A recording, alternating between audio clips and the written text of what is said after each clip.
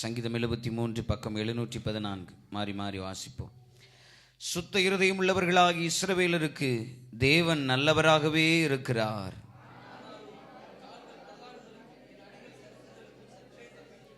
துன்மார்க்கரின் வாழ்வை நான் காண்கையில் வீம்புக்காரராகி அவர்கள் மேல் பொறாமை கொண்டேன்.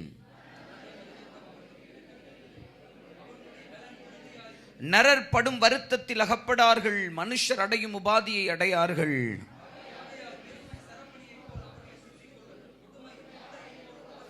அவர்கள் கண்கள் கொழுப்பினால் எடுப்பாய் பார்க்கிறது, அவர்கள் இருதயம் விரும்புவதிலும் அதிகமாய் நடந்தேறுகிறது.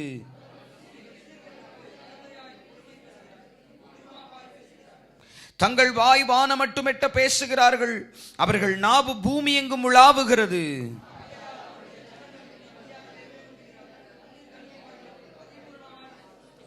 தேவனுக்கு அது எப்படி தெரியும், உன்னதமானவருக்கு அதை பற்றி அறிவு உண்டோ என்று சொல்லுகிறார்கள்.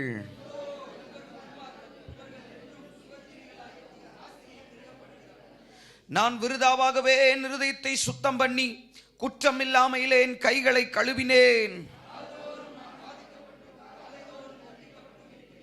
இவ்விதமாய் பேசுவேன் என்று நான் சொன்னேனானால் இதோ உம்முடைய பிள்ளைகளின் சந்ததிக்கு துரோகியாவேன்.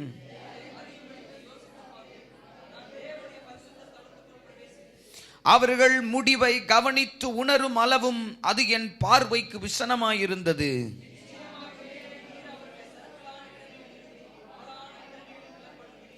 அவர்கள் ஒரு நிமிஷத்தில் எவ்வளவு பாழாய் போகிறார்கள், பயங்கரங்களால் அழிந்து நிர்மூலமாகிறார்கள்.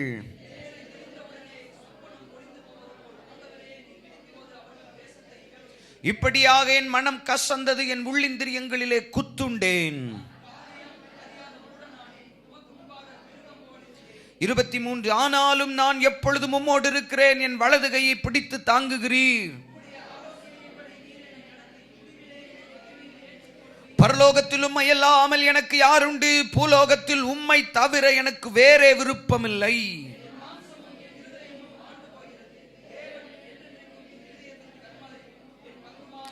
ரெண்டு வசனத்தை சேர்ந்து வாசிப்போம். இதோ உம்மை விட்டு தூரமாய் போகிறவர்கள் நாசமடைவார்கள், உம்மை விட்டு சோரம் போகிற அனைவரையும் சங்கரிப்பீர்.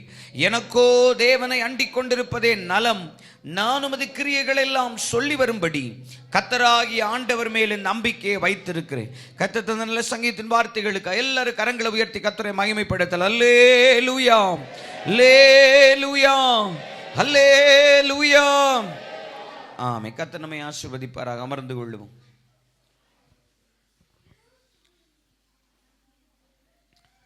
Praise the Lord. கர்த்தருடைய பரிசுத்த நாமம் மகிமைப்படுவதாக. நம்ம எல்லாரும் கரங்களை உயர்த்தி தேவனுடைய நாமத்தின் மகிமைக்காய் ஒரு அல்லேலூயா சொல்லலாமா? அல்லேலூயா. ஆமே. கர்த்தர் நல்லவர். மறுபடியும் தேவ சமூகத்துக்கு வந்து கர்த்தரை ஆராதிக்கும்படி, கர்த்தரை துதிக்கும்படி, மகிமைப்படுத்தும்படி கர்த்தர் நமக்கு கொடுத்த அவருடைய கிருபை, அவருடைய இரக்கம், அவருடைய தயவு பெரியது. இந்த காலை நேரம் நாம் வாசித்த சங்கீதம் 73ஆம் சங்கீதம். வேதம் சொல்லுகிறது, ஆசாப் என்கிற தேவனுடைய மனிதன் பாடின சங்கீதம். வேதத்திலே பலர் பாடின சங்கீதங்கள் இருக்கிறது. அப்படி ஆசாபின் சங்கீதம், சங்கீதம் 73 வசனங்களைத்தான் நாம் படித்தோம். இந்த சங்கீதத்திலே இன்றைக்கு இருக்கிற நம்முடைய வாழ்க்கைக்கு, நம்முடைய காலத்திற்கும் அல்லது நம்முடைய ஆவிக்குரிய அனுபவங்களுக்கும் நாம் கற்றுக்கொள்ளுகிற பல பாடங்கள் இருக்கிறது. அதிலும் குறிப்பாக இன்றைக்கு நம் ஒரு காரியத்தை மட்டும் நம் ஆழமாய் தியானித்து படிக்க போகிறோம். அது நாம் 25வது வசனத்திலிருந்து நாம் படிக்கும்போது, 25வது வசனத்திலிருந்து படிக்கும்போது, பரலோகத்தில் உம்மை அல்லாமல் எனக்கு யார் உண்டு, பூலோகத்தில் உம்மை தவிர எனக்கு வேறே விருப்பமில்லை. 27 பாருங்க. இதோ உம்மை விட்டு தூரமாய் போகிறவர்கள் நாசமடைவார்கள், உம்மை விட்டு சோரம் போகிற அனைவரையும் சங்கரிப்பீர். 28 எனக்கோ தேவனை அண்டிக் கொண்டிருப்பதே நலம். கையை உயர்த்தி ஒரு அல்லேலூயா சொல்லுங்க. ஆமீன். 2 காரியங்களை படிக்கிறோம். ஒன்று, தேவனை விட்டு தூரமாய் போகிறவர்கள். இன்னொரு கூட்டம் தேவனை அண்டிக் கொள்ளுகிறவர்கள். நல்ல கவனிங்க. தேவனை விட்டு தூரமாய் போகிறவர்கள், தேவனை அண்டிக் கொள்ளுகிறவர்கள். இந்த சங்கீதத்தின் வசனங்களை நம்ம படிக்கும் போது இந்த ரெண்டு விதமான கூட்டத்தின் ஜீவியத்தையும், ஆசாபுக்கு இருந்த ஒரு மனக்குழப்பத்தையும், தேவனுடைய சமூகத்திற்கு ஆசாப் வந்தபோது பரிசுத்த ஸ்தலத்திற்குள் பிரவேசித்து அவன் சில காரியங்களை கவனித்து உணரும் அளவும் அவனுக்கு சில காரியங்கள் விசனமாய் இருந்தது. அவன் சில காரியங்களை குறித்து அறிவில்லாமல் இருந்தான். காரியம் அறியாத மூடனை போல் இருந்தான். மிருகம் போல் இருந்தேன் என்று ஆசாப் சொல்லுகிறார். ஆனால் இந்த சங்கீதத்தின் முடிவிலே ஆசாபுக்கு ஒரு காரியம் உணர்த்தப்பட்டான். ஒன்று, தேவனை விட்டு தூரமாய் போகிற ஒரு கூட்டம் இருக்கிறார்கள், தேவனை அண்டிக் கொள்ளுகிற கூட்டம் இருக்கிறார்கள். கைகளை உயர்த்தி ஒரு அல்லேலூயா சொல்லுங்க. இந்த உலகத்திலே ஜனங்களை நம்ம பல விதங்கள்ல பிரித்து பார்க்கிறோம். பணம் உள்ளவன், பணம் இல்லாதவன், வீடு உள்ளவன், வீடு இல்லாதவன், ஆஸ்தி உள்ளவன், ஆஸ்தி இல்லாதவன், ஆண் பிள்ளை உள்ளவன், ஆண் பிள்ளை இல்லாதவன், அவன் குடும்பத்திலே ஆஸ்தி பெருக்கம் உள்ளவன், ஆஸ்தி இல்லாதவன், ஏழை, பணக்காரன், இப்படி பல பிரிவினைகளை நம்ம வைத்திருக்கிறோம். ஆனால் ஆவிக்குரிய பார்வையிலே தேவனுடைய பிள்ளைகளுக்கு முன்பாக இருக்கிற ரெண்டே ரெண்டு பிரிவு தான். ஒன்று தேவனை விட்டு தூரமாய் வாழுகிறவர்கள், ஒன்று தேவனை அண்டி வாழுகிற கூட்டம். கைகளை உயர்த்தி ஒரு அல்லேலூயா சொல்லுங்க. ஆனா நம்முடைய அனுதின வாழ்க்கையில உலகத்திலே ஜனங்களோடு வாழும் போது, உலகத்தில் இருக்கிற ஜனங்களோடு நம்முடைய அனுதின வாழ்க்கையிலே நாம் உலகத்தினுடைய பல காரியங்களை கவனிக்கும் போது நாமும் பல நேரங்களில் ஆசாபை போல குழம்பி போகிறோம். காரியம் அறியாத மூடரை போல் இருக்கிறோம். நாம் சில காரியங்களை குறித்து உணர்வற்றவர்களாக இருக்கிறோம். அதனாலதான் உலகத்தில் இருக்கிற ஜனங்களை பார்க்கும்போது தேவனுடைய ஜனங்களா இருக்கிற மேன்மையை நம்ம புரிந்து கொள்ளல. ஆராதிக்கிறதுனுடைய மேன்மை நமக்கு புரியல. தேவனுடைய சமூகத்துக்கு வந்து தேவனுடைய சமூகத்திலே கர்த்தரை பாடி ஆராதிக்கிற இந்த மேன்மை நம்மால் புரிந்து கொள்ள முடியவில்லை. இந்த ரட்சிப்பினுடைய மேன்மை நமக்கு புரியல. வேத வசனத்தை கேட்கிறதுனுடைய மேன்மை நமக்கு புரியல. கரங்களை உயர்த்தி ஒரு அல்லேலூயா சொல்லுங்க. அதனாலதான் 3ஆம் வசனத்தை படிக்கும் போது ஆசாப் சொல்றாரு பாருங்க, வீம்புக்காரராகிய அவர்கள் மேல் பொறாமை கொண்டு. உலக மனுஷனை பார்த்து தேவ மனுஷனுக்கு பொறாமை வருது. கையை உயர்த்தி ஒரு அல்லேலூயா சொல்லுங்க. என்னைக்காவது அப்படி பொறாமை பட்டீங்கன்னா நீங்கள் காரியம் அறியாத மூடரை போல் இருக்கிறீர்கள். ஆசாபுக்கே அந்த நிலைமை வந்துச்சு. உலக மனுஷனை பார்க்கும்போது பொறாமை, அவனுடைய வாழ்க்கையை பார்க்கும்போது பொறாமை, அவனுடைய நடக்கையை பார்க்கும்போது பொறாமை. ஏன் பொறாமைன்னா 4வது வசனத்திலிருந்து நீங்க படிச்சீங்கன்னா, மரண பரியந்தம் அவர்களுக்கு இடுக்கண்கள் இல்லை, அவனுக்கு ஒரு இடுக்கண் இல்லை. அடுத்தது, அவர்களுடைய பலன் உறுதியா இருக்கிறது. மனுஷர் படுகிற வருத்தத்தில் அவர்கள் அகப்படுகிறதில்லை. அப்படின்னா அவங்க வருத்தப்படுகிறதில்லை. மனுஷர் அடையும் உபாதியை அடைகிறதில்லை. அவர்களுக்கு எந்தவித உபாதியும் இல்லை. ஆகையால் பெருமை சரப்பணியை போல அவரை சுற்றி கொண்டிருக்கிறது, கொடுமை ஆடையை போல அவர்களை மூடிக்கொண்டிருக்கிறது. 7வது வசனம் பாருங்க, அவர்கள் கண்கள் கொழுத்து போயிருக்கிறது, அவர்கள் இருதயம் விரும்புவதை விட அதிகமாய் நடக்கிறது, அவர்கள் அகந்தையாய் பேசுகிறார்கள், இருமாப்பாய் பேசுகிறார்கள், வாய் வான மட்டும் எட்ட பேசுகிறார்கள், அவர்கள் நாவு பூமி எங்கு உலாவுகிறது. கரங்களை உயர்த்தி ஒரு அல்லேலூயா சொல்லுங்க. தண்ணீர்கள் அவர்களுக்கு பரிபூரணமாய் சுரந்து வரும். அவங்களுக்கு மட்டும் தண்ணி எப்படி வருதாம்? பரிபூரணமா சுரந்து வருதாம். அதனாலதான் உலக மனுஷன் இப்படிப்பட்ட வாழ்க்கையை வாழும் போது தேவ பிள்ளைகள் இந்த ரட்சிப்பினுடைய மேன்மை புரியாம காரியமறியாத மூடரை போல் இருந்து பல நேரங்களில் நாம் உலக மனுஷன் மேல பொறாமைப்படுகிறோம்.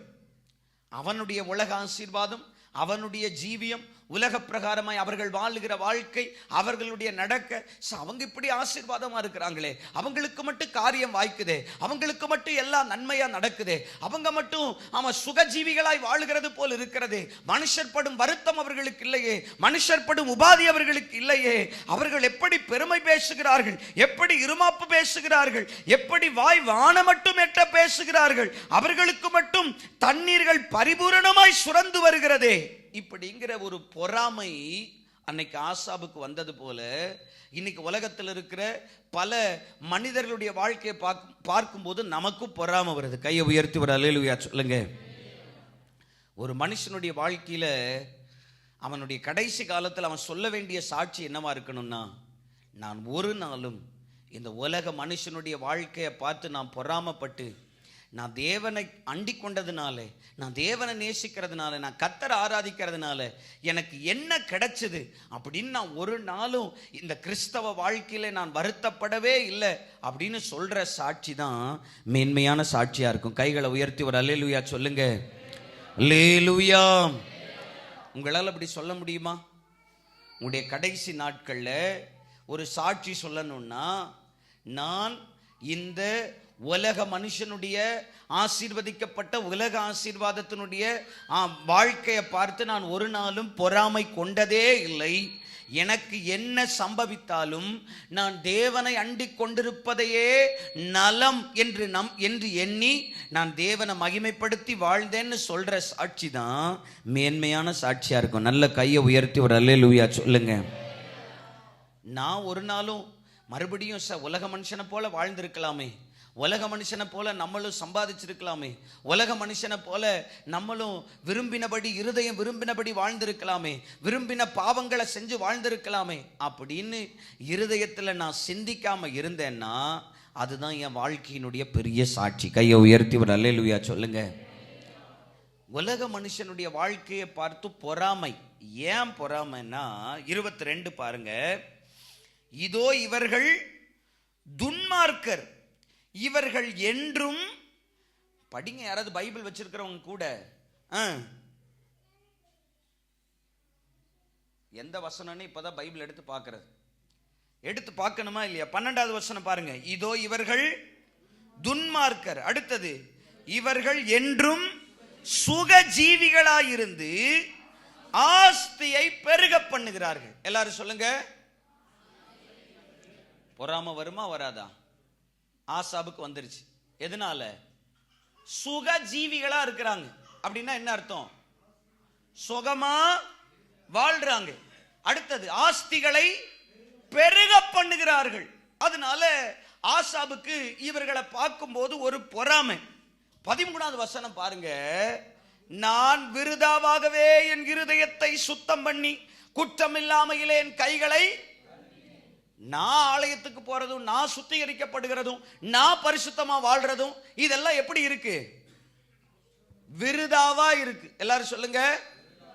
நீங்க இப்படி சொன்னீங்கன்னா இந்த காலை நேரம் ஆண்டவர் பேசும்போது, ஆண்டவரே நான் இப்படி பேசினதும் இப்படி என் இருதயத்திலும் சிந்தித்தும் இருக்கிற ஆண்டவரே, இன்றைக்கு நான் இதை உணர்ந்து கொள்ளுகிறேன், எனக்கு தேவனை அண்டிக் கொண்டிருக்கிறது தான் என் வாழ்க்கையில மிகப்பெரிய ஆசீர்வாதம் அறிக்கையிட்டாதான் இந்த சங்கீதத்தின் வழியா ஆண்டவர் நம்மோடு பேசுகிறதற்கு ஒரு நோக்கம் இருக்கும். கையை உயர்த்தி ஒரு அல்லேலூயா சொல்லுங்க. போற வர உலக மனுஷனை எல்லார் வாழ்க்கையும் பார்த்து பொறாமப்படுகிறதா இன்னைக்கு கிறிஸ்தவங்களுடைய வாழ்க்கையா போச்சு. என்னத்தை கண்ட? ஆலயத்துக்கு போய் என்னத்தை கண்ட? ஜெபிச்சு என்னத்தை கண்ட? விருதாவாகவே, ஆசாபே சொல்றார், விருதாவாகவே நான் தேவாலயத்துக்கு போய் நான் என்னை பரிசுத்தப்படுத்தி என்னை சுத்தம் பண்ணி குற்றம் இல்லாமையிலே கைகளை கழுவுகிறேன். எனக்கு மட்டும் இருதயத்தில் ஒரு சின்ன தப்பு செஞ்சா மட்டும் நாள்தோறும் பாதிக்கப்படுகிறேன். என்னை மட்டும் ஆண்டவர் சின்ன தப்பு பண்ணா தண்டிக்கிறார், நான் காலைதோறும் தண்டிக்கப்படுகிறேன். அவர்கள் துன்மார்க்கர். அவன் உலக பிரகாரமா வாழுகிறான். அவன் துன்மார்க்கருடைய வாழ்க்கையை வாழுகிறான். அவனுடைய வாழ்க்கையிலே அவனுக்கு சுகஜீவியம் இருக்கிறது. அவன் ஆஸ்தியை பெருக பண்ணுகிறான். இதனால உண்டான பொறாமை. ஆனா அதுல நீங்க 16வது வசனத்துக்கு வரும்போது அங்கதான் வார்த்தை இருக்கு, இதை அறியும்படிக்கு யோசித்து பார்த்தேன். கையை உயர்த்தி ஒரு அல்லேலூயா சொல்லுங்க. எங்க யோசிச்சு பார்த்தனா, நான் தேவனுடைய பரிசுத்த ஆலயத்துக்குள் பிரவேசித்து. கையை உயர்த்தி ஒரு அல்லேலூயா சொல்லுங்க. அப்ப ஆசாபுக்கு இது ஏன் இப்படி நடக்குது? நான் தேவ பிள்ளையா இருக்கிறேன், என்ன கர்த்தர் ஒவ்வொரு நாளும் தண்டிக்கிறார், என்ன நான் ஒவ்வொரு நாளும் என்ன பண்ணுகிறேன், வாதிக்கப்படுகிறேன். நான் குற்றம் இல்லாமையிலே போய் என் கைகளை கழுவுகிறேன், என் இருதயத்தை சுத்தம் பண்ணுகிறேன். எனக்கு இதனால ஒரு நன்மை இல்லை. ஆனால் அவர்களுடைய வாழ்க்கை துன்மார்க்கமான வாழ்க்கை. ஆனால் அதில் அவர்கள் சுகஜீவிகளா இருக்கிறார்கள். ஆஸ்திகளை பெருக பண்றாங்க. நரற்படும் வருத்தத்தை அவர்கள் அடைகிறதில்லை. நரற்படும் உபாதியை அவர்கள் அடைகிறதில்லை. அவர்களுக்கு தண்ணீர் மட்டும் பரிபூரணமாய் சுரந்து வருகிறது. இதெல்லாம் ஏன் நடக்குதுங்கிறத தேவ சமூகத்திலே நான் யோசித்து பார்த்தபோது அங்கதான் ஆண்டவர் இந்த காரியங்களை எல்லாம் ஆசாபுக்கு உணர்த்துகிறார். அதுல பல வார்த்தைகள் இருக்கு. ஆனா ஒன்றை மட்டும் சொல்றேன். முடிவில் ஆசாபு சொல்றான், உம்மை விட்டு தூரமாய் போகிறவர்கள் எனக்கோ தேவனை அண்டிக் கொண்டிருப்பதே நலம். கையை உயர்த்தி ஒரு அல்லேலூயா சொல்லுங்க. இப்பதான் ஆசாப் கண்டுபிடிச்சார், எனக்கு ஆசீர்வாதங்கிறது இந்த ஆஸ்தி இல்லை, எனக்கு ஆசீர்வாதங்கிறது இந்த சுகஜீவியம் இல்லை, எனக்கு ஆசீர்வாதங்கிறது பூமிக்குரிய தண்ணீர் சுரந்து வர்றதில்லை, எனக்கு ஆசீர்வாதங்கிறது தேவனை அண்டிக் கொண்டிருக்கிறது. கையை உயர்த்தி ஒரு அல்லேலூயா சொல்லுங்க. ஒரு காலத்தில் நானும் தேவனை அறியாமல் தூரமாய் வாழ்ந்தேன், தேவனை விட்டு தூரமாய் வாழ்ந்தேன். இந்த நாசம் அடைகிற ஒரு வாழ்க்கையை நானும் வாழ்ந்தேன். ஆனால் இன்னைக்கு தேவனை அண்டி வாழுகிறேன்னா அது நம்ம ஆராதனையில கேட்டது போல இது தேவனால் உண்டான பெரிய ஈவு. கையை உயர்த்தி ஒரு அல்லேலூயா சொல்லுங்க. அல்லேலூயா. எத்தனை பேர் சொல்றீங்க, எனக்கோ தேவனை அண்டி கொண்டிருப்பதே நலம்? கையை உயர்த்தி சொல்லுங்க, எனக்கோ தேவனை அண்டி கொண்டிருப்பதே நலம். அல்லேலூயா. அதனாலதான் 25வது வசனத்துல சொல்றாரு, பரலோகத்திலும் உம்மை இல்லாமல் எனக்கு யார் உண்டு, பூலோகத்தில் உம்மை தவிர எனக்கு வேற விருப்பம் இல்லை. இந்த வசனத்தை நீங்க சொல்லணும். நீங்க வீடுகளுக்கு போய் இந்த வசனங்களை வேலை செய்யும் போது மற்ற நேரங்களில் சொல்லணும். சொல்லுங்க, பரலோகத்திலே உம்மை அல்லாமல் எனக்கு யார் உண்டு, பூலோகத்தில் உம்மை தவிர எனக்கு விருப்பம் இல்லை, வேற விருப்பம் இல்லை. அப்படின்னா அர்த்தம் என்ன? யாராவது கரெக்டா சொல்லுங்க பாப்போம்.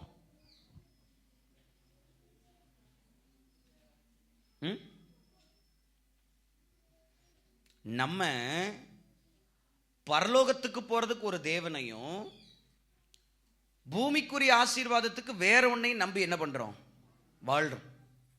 ஆனா ஆசாபு சொல்றாரு, எனக்கு பரலோகத்திலும் உம்மை இல்லாமல் வேற விருப்பம் இல்லை, பூலோகத்திலும் உம்மை இல்லாமல் வேற விருப்பம் இல்லை. கையை உயர்த்தி ஒரு அல்லேலூயா சொல்லுங்க.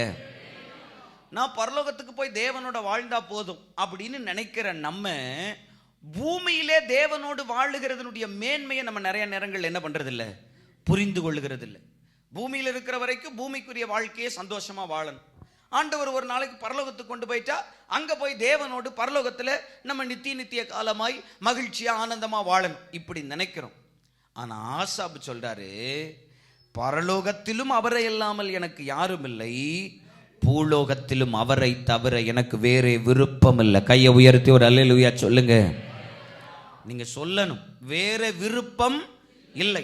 ஆஸ்தி சுகஜீவியம் அவர்களுக்கு வருத்தம் இல்லை, அவர்களுக்கு உபாதி இல்லை, அவர்களுக்கு மட்டும் தண்ணீர் சுரந்து வருகிறது, அவங்களுடைய ஜீவியம் மட்டும் சுகஜீவியமாக இருக்கிறது. ஆனால் எனக்கு அதன் மேல என்ன இல்லை, விருப்பம் இல்லை. எனக்கோ தேவனை அண்டிக் கொண்டிருப்பதே நலம். கையை உயர்த்தி ஒரு அல்லேலூயா சொல்லுங்க. ஹல்லேலூயா, ஹல்லேலூயா. அப்பதான் ஆசாப் கண்டுபிடிச்சாரு, என் முடிவுக்கும் அவர்கள் முடிவுக்கும் ஒரு வித்தியாசம் இருக்கு. நீங்க 24 பாருங்க, என்னை நீர் உம்முடைய ஆலோசனையின்படி என்ன பண்றீர், நடத்துகிறீர். ஒவ்வொரு நாளும் நானும் தேவ சமூகத்துக்கு வந்து தேவனுடைய ஆலோசனையை கேட்டு கர்த்தர் என்னை உணர்த்தி கர்த்தர் என்னை தண்டித்து அவருடைய ஆலோசனையின்படி நடத்துறாரு பாருங்க. இதுக்கு முடிவிலே கர்த்தர் எனக்கு மகிமையை வைத்திருக்கிறார். நல்ல கையை உயர்த்தி ஒரு அல்லேலூயா சொல்லுங்க. ஆனா அவர்களுடைய ஜீவியம் என்னன்னு பாருங்க. 19, அவர்கள் ஒரு நிமிஷத்தில் எவ்வளவு பாழாய் போகிறார்கள். ஆமென், பிரைஸ் தி லார்ட், அல்லேலூயா, ஆமென். பயங்கரங்களால் அழிந்து நிர்மூலமாகிறார்கள். நித்திரை தெளிந்தவுடன் சொப்பனம் ஒளிவது போல ஆண்டவர் அவர்களை விழிக்கும் போது வேஷத்தை என்ன பண்ணுவாராம், இகழுவார். கையை உயர்த்தி ஒரு அல்லேலூயா சொல்லுங்க.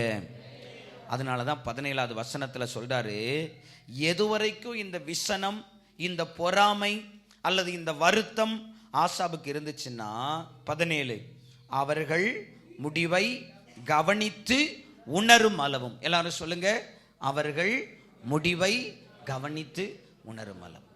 ஒருத்தன் பூமியில செழிப்பா வாழ்றான், சுகஜீவியமா இருக்கிறான், ஆஸ்திய பெருக பண்றான்னா அவனுடைய இப்போதைய வாழ்க்கையை நீங்க பார்க்க கூடாது. எதை பார்க்கணும்? அவர்கள் முடிவை கவனித்து உணரணும். கவனிக்கணும், அப்புறம் உணரணும். அப்பதான் தெரியும் என் முடிவு என்னது, மகிமை. கையை உயர்த்தி ஒரு அல்லேலூயா சொல்லுங்க. லாசர் அப்படிதான் நினைச்சிருப்பான். ஐஸ்வர்யவான் அவனுடைய ஜீவியத்தை பார்க்கும்போது, அவன் ஜீவியத்தை பார்த்திருந்தா கண்டிப்பா பொறாம வந்திருக்கு. நான் தேவனுடைய பிள்ளையா இருக்கிறேன், நான் தேவனுடைய ஆபிரகாமுக்கு குமாரனா இருக்கிறேன், நான் ரட்சிக்கப்பட்ட வாழ்க்கை வாழுகிறேன். ஆனா அவனுக்கு ஆஸ்தி இருக்கிறது, அவன் எனக்கு படுகிற வருத்தம் அவனுக்கு இல்லை, எனக்கு இருக்கிற உடம்பெல்லாம் இருக்கிற காயம் அவனுக்கு இல்லை, எனக்கு இருக்கிற தரித்திரம் அவனுக்கு இல்லை, எனக்கு இருக்கிற வறுமை அவனுக்கு இல்லை, எனக்கு இருக்கிற பசி அவனுக்கு இல்லை. ஆனால் என்னை போல ஒரு நிர்வாணப்படுத்தப்பட்ட நிலைமை அவனுக்கு இல்லை, என்னை போல வீடு இல்லாத நிலைமை அவனுக்கு இல்லை. அவன் சுகஜீவியாய் இருக்கிறான், அவன் ஆஸ்தியை ஒவ்வொரு நாளும் பெருக பண்ணுகிறான், அவன் சம்பரமமாய் வாழுகிறான். இந்த மாதிரி ஒருவேளை பொறாமை இருந்திருக்கும். ஆனா முடிவிலே லாசருவுக்கு தேவன் கொடுத்திருந்த மகிமையும் ஐஸ்வர்யவானுடைய அழிவும் வேதத்திலே நமக்கு எழுதப்பட்டிருக்கிற ஒரு மிகப்பெரிய ஆழமான சத்தியம். கையை உயர்த்தி ஒரு அல்லேலூயா சொல்லுங்க.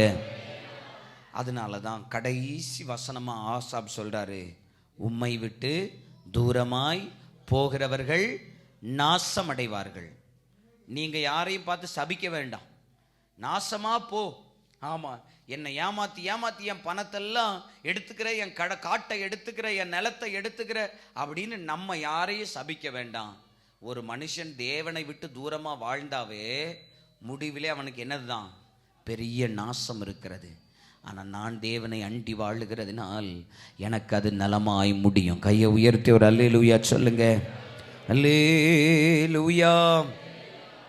அதனாலதான் 73வது வசனத்தை தொடங்கும் போதே சொல்லுகிறாரு, சுத்த இருதயம் உள்ளவர்களாகிய இஸ்ரவேலருக்கு தேவன் நல்லவராயிருக்கிறார் அல்ல, நல்லவராகவே இருக்கிறார். கையை உயர்த்தி ஒரு அல்லேலூயா சொல்லுங்க. அப்படின்னா என்ன அர்த்தம்? நல்லவரா இருக்கிறார்னா சும்மா நம்ம ஆண்டவர் நல்லவரா இருக்கிறார்னு சொல்றோம். நல்லவராகவே இருக்கிறார்னா என்ன சூழ்நிலையா இருக்கட்டும், அவர் எனக்கு நல்லவராகவே இருக்கிறார். கையை உயர்த்தி ஒரு அல்லேலூயா சொல்லுங்க. அப்ப நான் சுத்திகரிக்கப்பட்டு பரிசுத்தப்பட்டு வேறுபட்டு இந்த உலகத்துல வாழுகிறதுனால உலக பிரகாரமாய் எனக்கு நஷ்டம் இருக்கிறது போல இருந்தாலும் முடிவிலே தேவன் எனக்கு வைத்திருக்கிற மகிமையும், ஆமீன், சுத்த இருதயத்திற்கு தேவன் வைத்திருக்கிற ஆசீர்வாதமும் அது மகிமையானது. கையை உயர்த்தி ஒரு அல்லேலூயா சொல்லுங்க. அதனாலதான் 2வது வசனத்துல ஒரு வித்தியாசம் இருக்கு பாருங்க. ஆனாலும் என் கால்கள் தள்ளாடுதலுக்கும் என் அடிகள் சறுக்குதலுக்கும். பூமியில பார்க்கும்போது நீதிமானுடைய கால்கள் தான் எப்படி இருந்துச்சாம் சொல்லுங்க, தள்ளாடுறது போல இருந்துச்சு. அடுத்தது ஆசாபினுடைய அடிகள் தான் எப்படி இருந்துச்சு, சறுக்கினது போல இருந்துச்சு. அவன் அடிகள் என்ன பண்ணவே இல்லை, சறுக்கவே இல்லை. அதே பாதையில தான் நானும் நடக்கிறேன். ஆனா ஏன் கால்கள் மட்டும் என்ன பண்ணுது, தள்ளாடுது. ஏன் அடிகள் மட்டும் என்ன பண்ணுது, சறுக்குது. எனக்கு முன்னாடி நடக்கிற உலக பிரகாரமான துன்மார்க்கன் அவன் எப்படி நடக்கிறான், தள்ளாடாம நடக்கிறான், சறுக்கள் இல்லாம நடக்கிறான். நான் மட்டும் தள்ளாடுகிறேன், சறுக்கிறேன்னா ஆசாபு கண்டுபிடிச்ச ஒரு பெரிய சத்தியம் பாருங்க. 18வது வசனத்துல, நிச்சயமாகவே நிச்சயமாகவே நீர் அவர்களை சறுக்கலான இடங்களில் நிறுத்தி பாலான இடங்களில் விழ பண்ணுகிறீர். கையை உயர்த்தி ஒரு அல்லேலூயா சொல்லுங்க.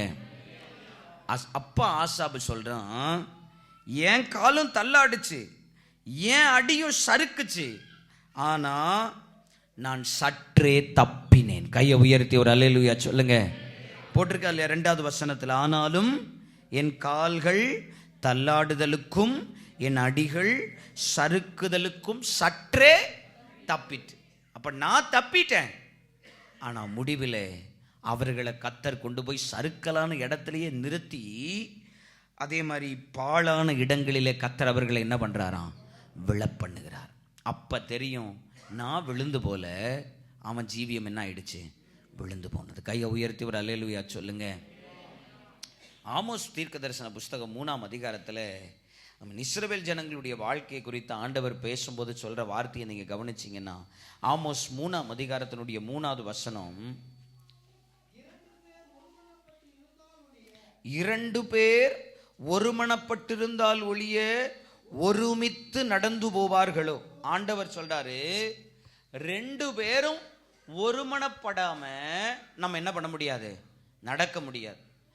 ஆண்டவர் தம்முடைய ஜனத்தை பார்த்து சொல்றாரு, என் மனசோட உங்க மனசு என்ன பண்ணணும், ஒருமனப்படணும். அதைத்தான் ஆண்டவர் பெரிய ஆசீர்வாதமா நினைக்கிறார். ஆனா ஜனங்க எதை ஆசீர்வாதமா நினைக்கிறாங்க?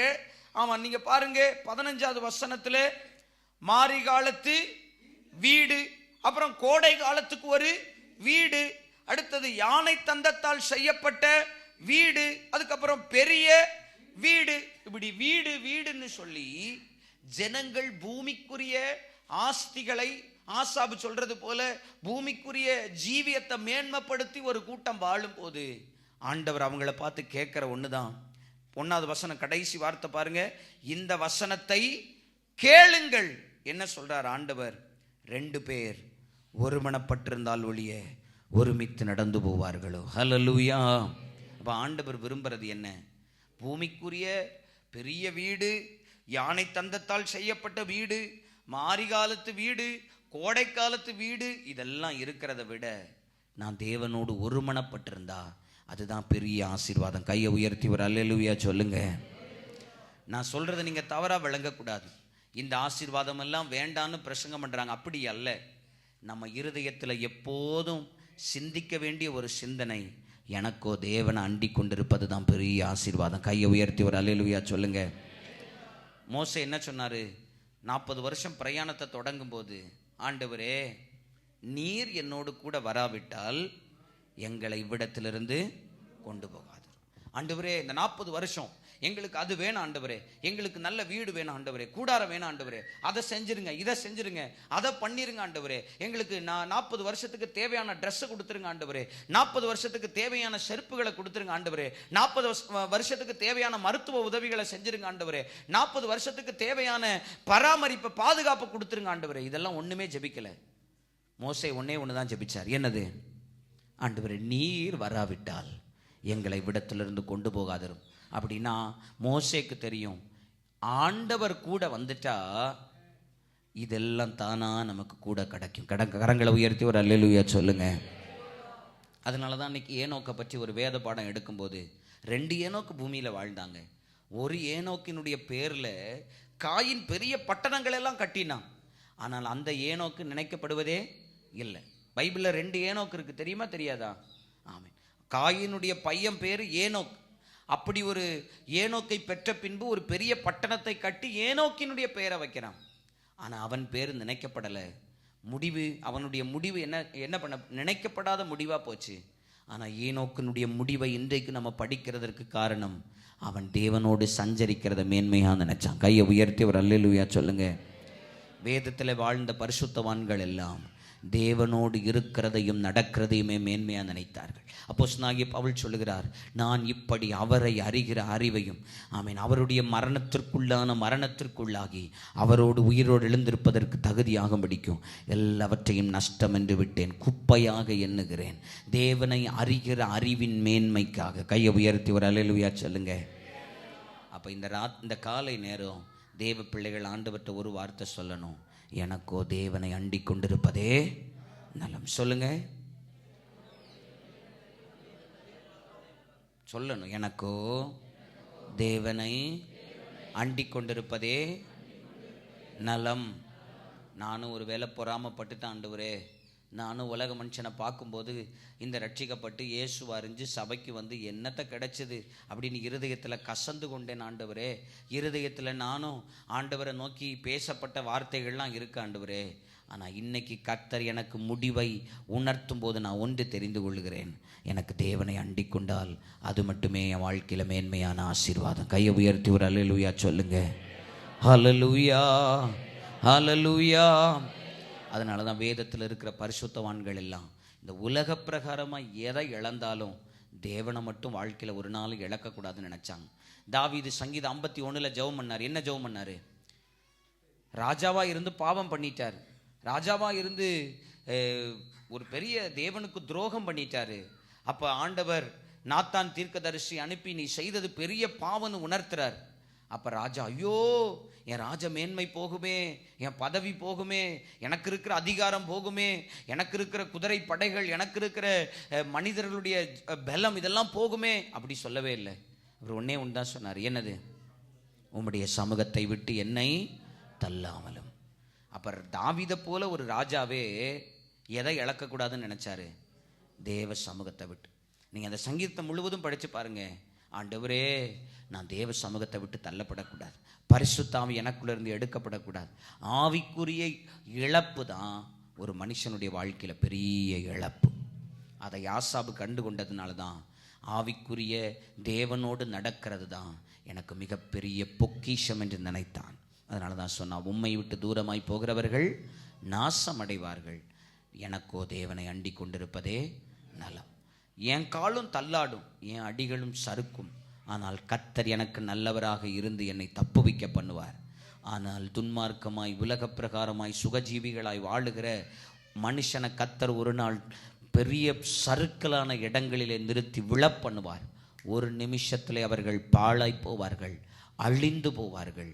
ஆனால் எனக்கு கர்த்தர் முடிவிலே என்னை ஏற்றுக்கொண்டு மகிமையிலே என்னை நிறுத்துவார். கையை உயர்த்தி விட அல்லேலூயா சொல்லுங்க பாப்போம். இந்த வார்த்தைகளினால் கர்த்தர் நம்மை ஆசீர்வதிப்பார்.